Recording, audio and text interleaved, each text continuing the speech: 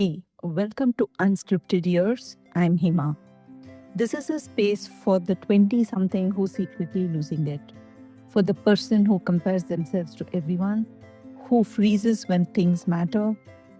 Before I get into today's story, quick context. What we are really talking about on this channel is something psychologists call a quarter life crisis. It is a stage most of us hit between 22 and 33, when the life you were told to build starts feeling like it doesn't quite fit you anymore. A LinkedIn study found 75% of people in the age group go through it. Okay, now for today's story. I was in school. There was this assembly thing where students got a chance to go onto the stage and read the news. 5 minutes, they just have to read it. I'd watch my seniors do it, and they were good, confident, clear. People listened. And I wanted to do that too. That looked powerful. So I told the teachers I wanted to participate. I was excited. And then the day came, my name was about to be called. I walked backstage holding the paper with news headlines, and suddenly my hand started shaking. My heart was going crazy. And I remember this one thing hitting me like a wall. What if I'm not good enough? What if I mess this up in front of everyone? I went on the stage and I fumbled. My voice cracked. I lost my place. The thing that was supposed to feel powerful felt like the most humiliating moment of my life. That moment stuck for years. Whenever I had to speak up in class, whenever there was a presentation, whenever I had to say something that mattered, I would remember that day on stage and I would freeze. Not because I wasn't capable, but because I already decided I wasn't. Nobody helped me process that. There was no conversation, just silence and shame. So I did what most of us do when something hurts and nobody is helping. I buried it. I told myself, I am just not a public speaker. I told myself some people are confident and some aren't, and I'm of the second kind. I made it part of my identity. But here's the thing about burying stuff, it doesn't go away, it just shows up later in different clothes. At 23, it showed up on Instagram, watching other people's highlight reels and feeling like I was behind. At 25, it showed up on LinkedIn, seeing people announce their wins and thinking that should be me. Same hollow feeling, different triggers. That feeling has a name. By the way, psychologists call it comparison shock. It's that painful feeling that everyone else seems ahead in life while you still feel lost and uncertain. I'm telling you this because I don't want you to be 27 still carrying what happened when you were in your teens. We have tools now, evidence backed tools, the kind a therapist would actually walk you through if you sit down with one. And I wish someone had given them to me back then. I want to share two of them with you today. The first one is a technique called cognitive diffusion. It comes from a type of therapy called ACT, acceptance and commitment therapy. ACT is a major branch of modern psychology. Therapists use it for anxiety, for perfectionism, for performance issues.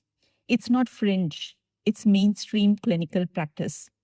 The word diffusion literally means unfusing, unsticking yourself from a thought. Because most of the time, when a painful thought shows up, we are fused with it. The thought feels like us, like truth. So on the stage at 14, the thought, I am not good enough, didn't feel like a thought. It felt like a fact about me, permanent. The diffusion technique is to add 5 words at the start of any painful thought. I am having a thought that. So instead of I am not good enough, it becomes I am having the thought that I am not good enough. Sounds tiny, right? But neurologically, something shifts. You move from being inside the thought to observing it. In act language, try this. I am having a thought that I am going to mess this up. You're not fighting the thought. You're not pretending it away. You are just stepping back from it. That's all it takes. The second tool is something called self compassion break, developed by Dr. Christine Neff at the University of Texas. She is the researcher who published the most of this concept. Her work is in annual review of psychology, top tier journals, and the whole thing. Before I describe it, one quick definition. Self-compassion isn't self-esteem. Self-esteem is I am worthy because I'm better than someone. It's competitive and it collapses the moment you open Instagram. Self compassion is non competitive. It's I'm worthy because I'm a human being who is suffering, and humans deserve kindness. Neff breaks it into three parts. One, self kindness instead of self judgment. You talk to yourself the way you talk to a friend in the same situation. Not, I'm such an idiot for fumbling, but okay, that was hard. Of course, I am shaken. Two, common humanity instead of isolation. The lie your brain tells you when you're hurting is that you're the only one. Self compassion reminds you millions of people are sitting with this exact feeling right now. You're not alone. And three, mindfulness instead of over identification. You notice the painful feeling without becoming it. It's a feeling embarrassed, not I am an embarrassment. And here's the practice, the actual 60-second exercise. Try it with me. Place a hand on your heart, just one hand. Feel the warmth. Say to yourself silently, this is a moment of suffering. Suffering is part of being human. I am not alone in this. May I be kind to myself in this moment. May I give myself the kindness I would give a friend. That's it. 60 seconds. No app, no journal, no subscription. Meta analysis shows this practice, even when done briefly, even when done imperfectly, reduces anxiety, depression, and shame measurably. And by the way, this aligns deeply with the concepts we already have in Indian tradition. Karuna, if you know, is compassion.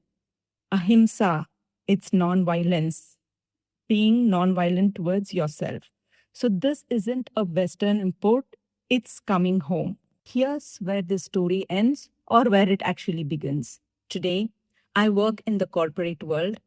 I present to big clients, senior leaders, room full of people who are watching, judging, deciding, and I don't freeze. I don't fumble. My voice doesn't crack. In fact, and this still feels strange to say out loud, people tell me I'm really good presenter. They ask, how did I do it? The truth is, it's not magic. I did not suddenly become confident. The girl who fumbled on stage at 14, she's still in me. She still shows up sometime. Right before a big presentation, I still feel the heart racing, the hands going slightly cold, the thought whispering, what if I mess this up? The difference is now I know what to do with her. I notice the thought. I'm having the thought that I might mess this up. I will let it be there. I put a hand on my heart, even if it's just for 10 seconds in the elevator before walking in. This is hard, but I'm human and I'm allowed to be nervous and still do this. And then I walk in and I present, not perfectly, but fully. The tool doesn't make the fear disappear. They just stop the fear from running the show. So if you're carrying your own version of that day on stage, whatever it was, whenever it happened, I want you to know it doesn't have to define you forever. You can be the person who fumbled at 14 and the person who presents to boardrooms at 28. Both can be true, both are true. You just need the tools. And now you have two: diffusion and the self compassion break. In the coming episodes, we will talk about perfectionism. We will cover people pleasing, parental pressure, the log kya kahenge trap, and imposter syndrome at work. And here's what I want from you. In the comments, tell me what tools have worked for you when comparison hits. Maybe it's something I haven't covered. Maybe it's something quirky that just worked for you. I want to hear it. And tell me what you want me to cover next. What's the problem you're sitting with right now that you wish someone would have given you a clear, doable tool for? Drop it below. I read every one. This is Unscripted Years.